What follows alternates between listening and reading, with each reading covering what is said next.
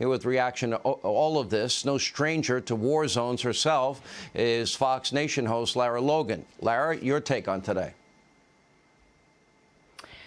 Well, Sean, you know what I didn't hear in the hearing today? I didn't hear an apology to the Afghan people for the lies that have been told about them. I didn't hear an apology to the democratically elected president of Afghanistan, Amrullah Saleh, who has not quit and is still in the fight. I didn't hear an apology to all the American servicemen, the veterans and the active duty soldiers who have literally stood shoulder to shoulder with the Afghan Special Operations Forces who are still fighting today, and apologize to them for dragging them down in the absolute shame of betrayal, which is where we are. And you know what else we didn't hear?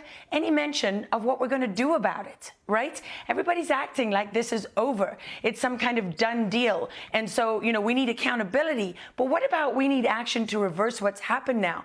Why do we accept, as the American people, that all of these weapons, $80+ billion of advanced military hardware, has to be in the hands of our enemies, has to be in the hands of terrorists, and has to be in the hands of our adversaries like China and Pakistan and Iran? That is not an acceptable situation. It's not okay for General Milley to sit there like a pathetic little schoolboy and say, yes, America's less safe, okay? We don't need that from a general. We need a general who's going to lead. That is what we, the people, are asking for. Leaders who are going to lead. And you know what, Sean? They're going to get accountability. We, the people, are going to get accountability because it's their government. It's actually their military, and it's actually their institutions. And I want everybody to know that the president of Afghanistan, who is the democratically elected leader, he called me. He watched the hearings today. And he called me to offer his thanks to the American people and to the congressmen on both sides of the aisle, Democrat and Republican, who had the courage to stand up for what was right and to get some degree, some tiny little bit of the truth. And he wanted me to tell you on his behalf that he is very grateful because he never lost his faith in the good of what America stands for and believes in.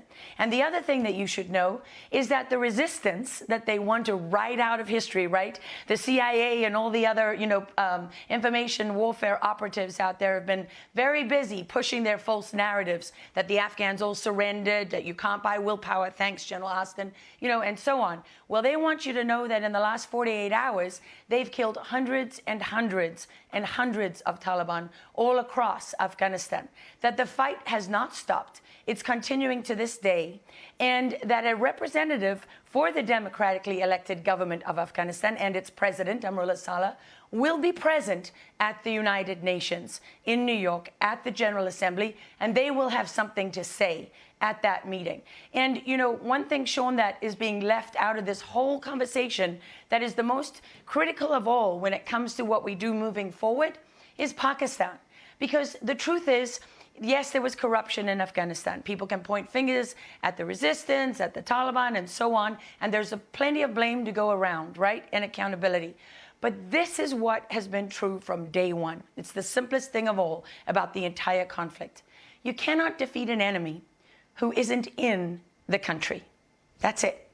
If your enemy is not in Afghanistan, there's nothing you can do about that, is there? You can't win that fight. You have to go across the border into Pakistan, where they actually reside.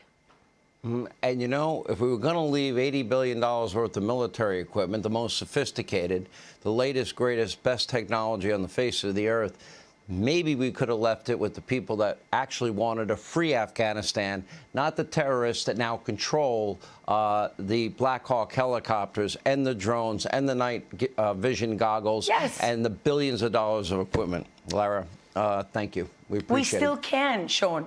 We have the capability to change this right now with thermal UAVs and all kinds of other equipment. We don't have to accept this outcome. I wish someone had asked General Milley or General Austin how much of our advanced military capability have we actually used. And they will tell you it's 10% or less. So for goodness sake, what do you got it all for if you're not going to use it? Exactly. They're not lifting a finger. They've abandoned our fellow Americans. They've abandoned their families. They've abandoned green card holders. They've abandoned our Afghan allies. And this is not going to end well. You know it, and I know it. And I pray to God I come on the air one day and I get to say, I was wrong. Because they'll be safe if I can say those words. Thank you, Lara Logan. All right, don't forget Lara's show, 21st Century Terrorism Revealed. It's blowing up on FoxNation.com. I'm Steve Doocy. I'm Brian Kilmeade. And I'm Ainsley Earhart. And click here to subscribe to the Fox News YouTube page to catch our hottest interviews and most compelling analysis.